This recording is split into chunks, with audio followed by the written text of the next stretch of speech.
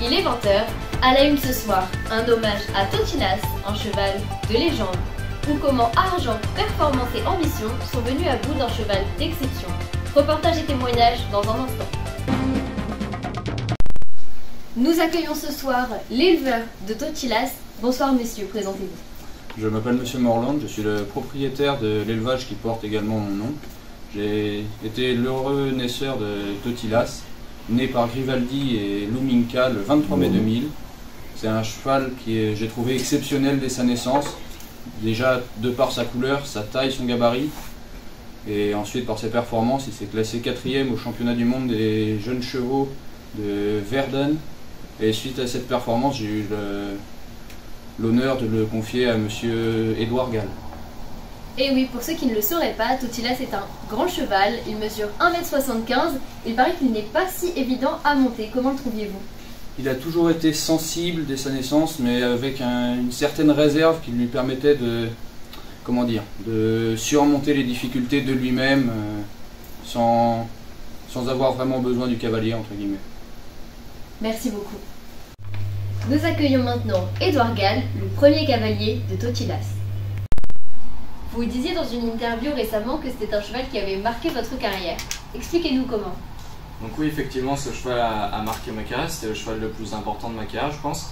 Déjà, il a marqué le monde du dressage de par sa prestance et sa facilité à dérouler des reprises aussi difficiles et complexes avec une simplicité comme il savait le faire.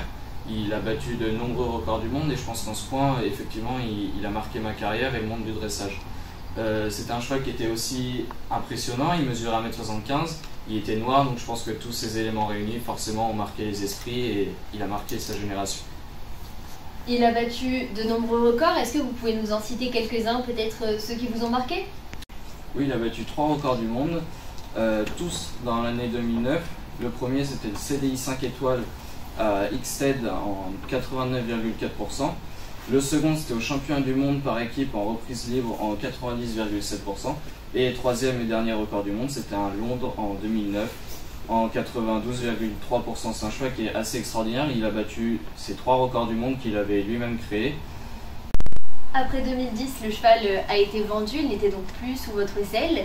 Quels ont été vos souvenirs avec lui de votre dernière année, de vos dernières sorties? Donc effectivement 2010 ça a été une année qui m'a permis de le vendre pour la simple raison que j'ai fait 17 sorties avec le cheval, 16 victoires, 3 médailles d'or aux Jeux équestres mondiaux de Lexington. Donc tous ces résultats plus que concluants m'ont permis de vendre le cheval pour une somme assez convenable. Est-ce que vous pourriez nous donner une fourchette de prix? Si je dois vous donner une fourchette, entre 10 et 15 millions d'euros. C'est une somme plutôt unique pour un cheval de dressage. Il me semble que c'est encore une fois un record de Totilas. Est-ce qu'un cheval avait déjà été vendu à ce prix-là dans l'histoire? Pas à ma connaissance, non. Merci. En effet, il a été vendu en 2010 à l'écurie Paul Schockemöhle, qu'il a lui-même confié à Matthias Alexander Rath. Après quoi, ils ont fait quelques sorties qui n'ont jamais égalé, on va dire, ses précédentes apparitions. Totilas a été blessé plusieurs fois, il a même été privé des Jeux équestres mondiaux en 2014 et il est parti à la retraite après une prestation moyenne au CHI d'Aix-la-Chapelle en 2015. Il n'aura donc jamais retrouvé le haut niveau qu'il avait connu avec Édouard Gall. Suite à ses baisses de performance, il a été conclu que Totilas avait été victime de son talent. En effet, il a souffert de 4 blessures en l'espace de 5 ans, ce qui est quand même conséquent pour un cheval. Il a été également évoqué dans de nombreux scandales. Il aurait notamment été dressé de façon douteuse dans sa jeunesse, qui aurait fragilisé son corps. Nous n'avons pas de preuve de cela, ça a d'ailleurs été classé sans suite. Nous conclurons donc que c'était un brillant cheval, qu'il est parti à la retraite à l'âge de 15 ans pour se consacrer à la reproduction et éviter de nouvelles blessures. Il aura tout de même été moins performant aux couleurs allemandes puisqu'il n'aura couru que 2 épreuves internationales et 11 grands prix de dressage, ce qui est moins conséquent que ses premières performances.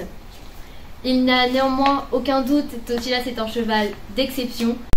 Aujourd'hui, Totilas est décédé. Il est parti suite à une colique en décembre 2020. Le monde perd un champion, mais il y en aura d'autres. Merci à Monsieur Mourland et à Monsieur Gall pour leur intervention. Nous retrouvons dès à présent notre intervenant sur le terrain pour nous parler du rapport avec la MFR de Bournezeau. Donc oui, effectivement, nous retrouvons à la MFR de Bournezeau. Ce lieu est un temple de l'équitation qui accueille chaque année les élèves engagés dans la voie professionnelle de la classe de 4e à la terminale. Ce lieu rend hommage à de nombreux chevaux. Chacun ont marqué leur période. Seabiscuit, Ready Cash, Never Surrender. Mais un seul nous intéresse, Totilas. On retrouve tout de suite José Louisin, un élève de la classe de terminale. Il va nous expliquer comment il a pu faire le lien avec Totilas et la MFR de Bournezeau. José Louis, bonjour. Bonjour monsieur. Pouvez-vous nous expliquer comment vous avez fait le lien avec Totilas et la MFR de Bournezeau et surtout comment ça vous a permis de découvrir vraiment ce cheval d'exception? À vrai dire, j'ai toujours été attiré par la discipline du dressage, mais j'avais encore jamais entendu parler de Totilas avant de venir à la MFR. Donc, ça m'a permis de connaître ce cheval qui a battu 3 records du monde. C'est un grand nom parmi d'autres chevaux. Et est-ce que vous êtes d'accord pour dire que Totilas a marqué sa génération, mais pas seulement, sûrement aussi les générations à venir et la nôtre? Oui, bien sûr, un cheval qui a comptabilisé 3 records du monde, ça ne peut que marquer, même s'il y a d'autres très bons chevaux qui lui ont succédé. Je pense notamment à Vallegro et d'autres chevaux de cet acabit-là. C'est sûr que ça marque les esprits et voilà. Merci beaucoup. Cela montre bien que Totilas reste dans les mémoires et qu'il y restera encore pour un bon moment. C'était le 20h, merci d'avoir été avec nous. Nous laissons désormais la place au grand JT de 21h.